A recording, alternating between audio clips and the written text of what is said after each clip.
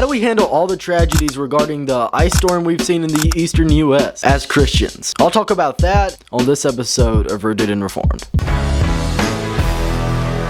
Welcome to Rooted and Reformed. If you're new here, I'm Bo. I'm a Reformed Christian. On this podcast, I like to cover news and events from a Christian worldview. The big thing today would be the huge ice storm we've seen in the eastern U.S.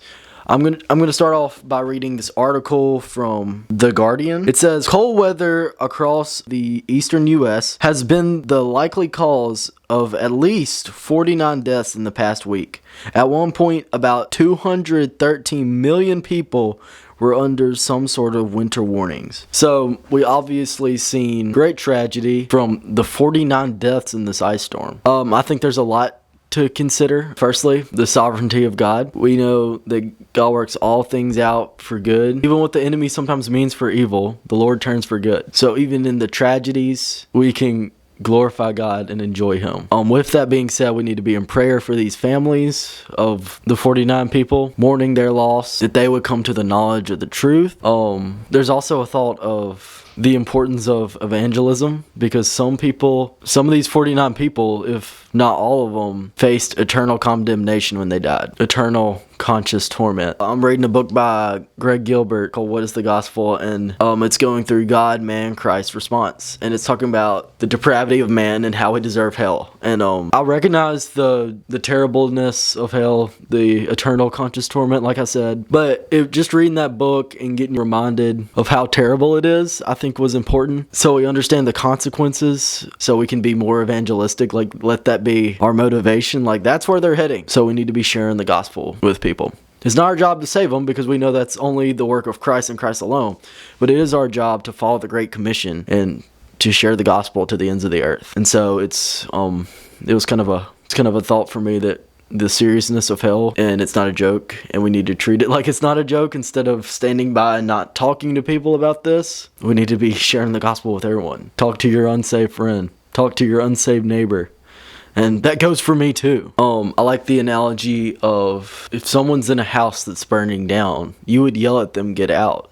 And it's the same thing with someone on the road to hell. They could die any minute, and that's it. And the consequences are that dire. And I think we need to be mindful of that. I mean, the ice storm hit us, and it impacted, we've had fallen trees everywhere, and we've seen the impact. We've been shown an amazing amount of grace. When I think about grace, number one, the Lord saved us. He showed an unimaginable amount of grace, because we sin so much every day. And He doesn't stop there, and the Lord gives us good gifts. And sometimes He shows us His power. Like with this ice storm, there was 2 trees that fell next to our house. There was one that fell on this side of our house, and there's one that fell behind our house. In the trajectory where it was gonna hit our house, but it fell, but only like half of the tree fell, where it like barely missed our house. Here's some video footage of how close it was to hitting us. That's the tree. This broke off. Look how close it was to our house. I think that clip explains it better than me talking about it. But yeah, we saw the Lord's grace, because we deserve to get hit by that. We deserve eternal condemnation. So it's a reminder of God's amazing grace that saved us, and we take it for granted so much.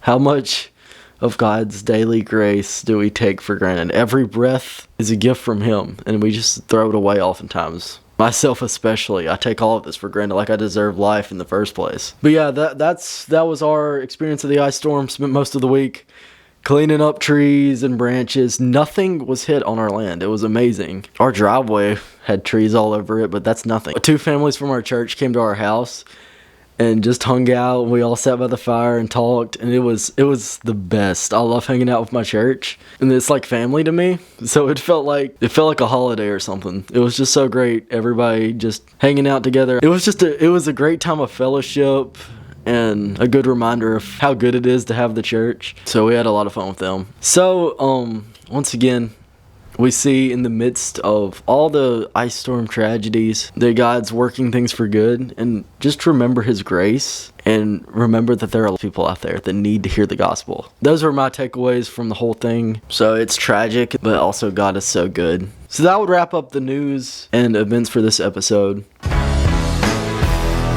This October, it will be 2 years since I've made the grass pointing into the Bible account picture. I'm thinking about changing it. I'm not sure. Let me know in the comments below, because I've just had it for so long. I don't want to if everybody's like, nah, keep the thing. But that's another passing thought. Should I change it?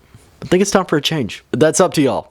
If you have any ideas for the podcast, let me know in the comments down below.